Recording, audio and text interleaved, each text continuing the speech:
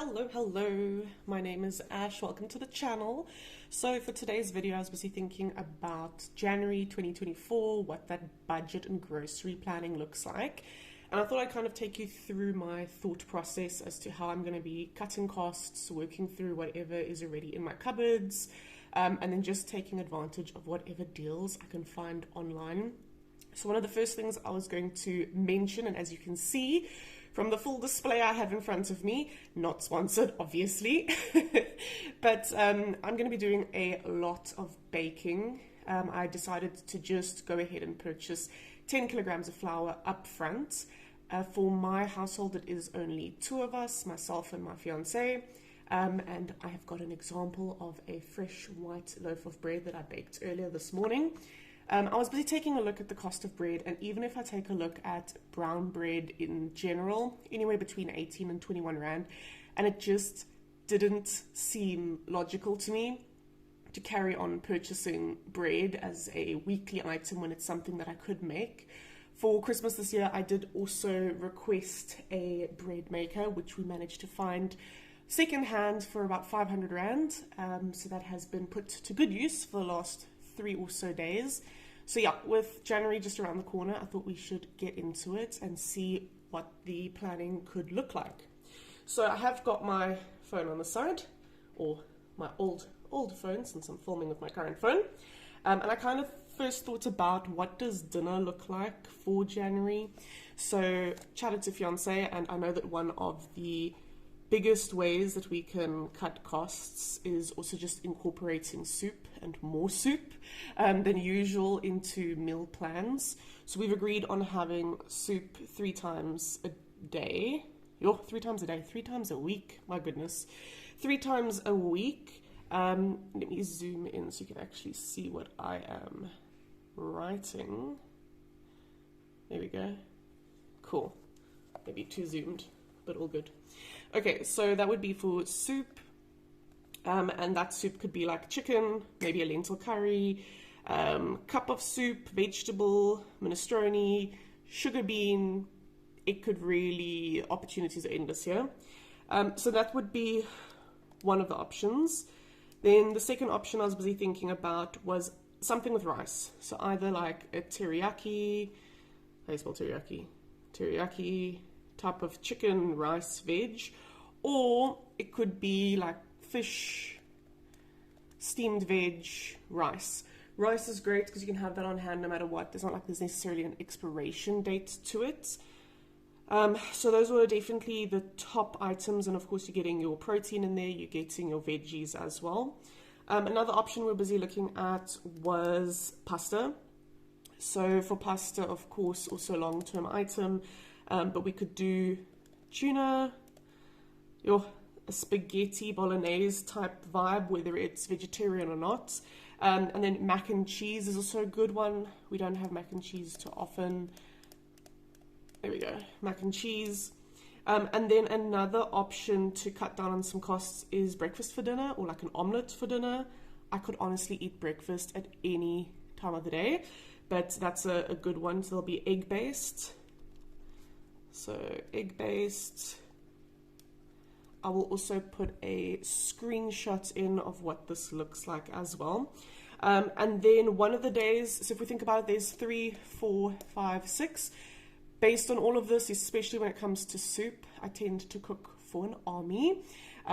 So there needs to be a leftover day. So that's kind of what the overall idea is for January's groceries and how I'm going to try and get dinner prepped around this. Thankfully, in December, there were quite a few specials when it came to milk, when it came to buying coffee, when it came to buying tea. So I do have enough stocked up that I don't think any of that is going to be falling into my grocery budget or my usual grocery budget. For breakfast, we bought Future Life cereal, breakfast cereal. That was on sale, I think it was like 8 weeks ago or so. And we're going to be having breakfast cereal / shakes. I do have brand cereal that I've previously purchased, those huge 1 point something kilogram boxes, as well as Wheat Bix. So that is also going to be an option. Basically, breakfast is going to be a cold breakfast unless it's going to be toast, which I've now got an unlimited supply of bread for. So that would be a good option for our breakfasts. Fruit would just be seasonal, whatever is on special or whatever has come into season that particular week, and we're going to purchase. And then for lunch, so I am fully work from home. I just need to take things back, I think, and maybe just have like a sandwich or a smoothie or boiled eggs or fruit or just a salad, something light to get through the day.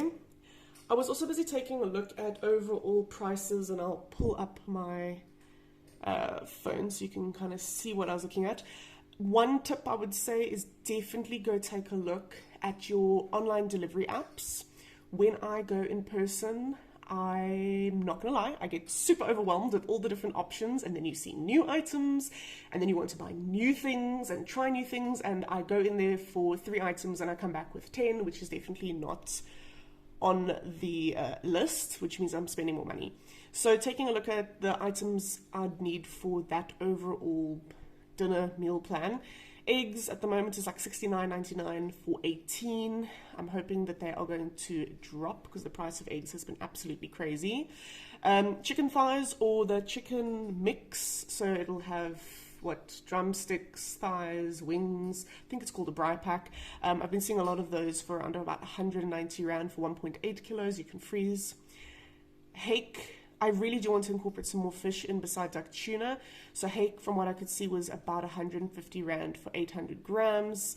And then taking a look at that price of the seeded brown bread, the cheapest one I could find was 16 Rand. Based on my calculations, it would be around 6-7 Rand for the flour needed to bake a loaf of bread, plus whatever yeast you're using and additives, whether it's a little bit of oil, a little bit of sugar. It really wouldn't go over the 8 Rand mark. And then looking at pasta, haven't found anything for cheaper than 19.99. Carrots are around 15 Rand. Celery has also gone up, it seems, so it's around 25 Rand. Cabbage is 19.99 for a full cabbage. I think a half cabbage is for some reason like 13 or 14 Rand, so you're paying more, so it's better to just get the big one. Frozen vegetables, the cheapest option I could also find was 36.99 for a kilo. Broccoli was a little bit more expensive at 45 Rand a kilo. Cheese, the lowest special I could find was 105 Rand.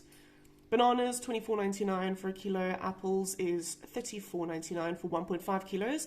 And just a bag of salad type mix is 24.99. I know you can get isolators, but the salad mix at least has some different flavors of leaves and all of that. So in general, it looks like we're going to be on some sort of rotation, 7 days. And with that being said, I am hoping to bring down the overall budget. Just taking a look at those items that I've been needing to purchase, it's going to be around about 700 Rand, at least for the first purchase when it comes to the vegetables. So I'll keep you posted on this weekly series on what I am making with all of those items. But that is just a little bit of an insight into my January shopping and budget for 2 people. One working from home, one working in office 3 days a week. And what we're going to be doing to cut some costs this coming year. Thank you for joining the channel and looking forward to seeing you all later. Bye.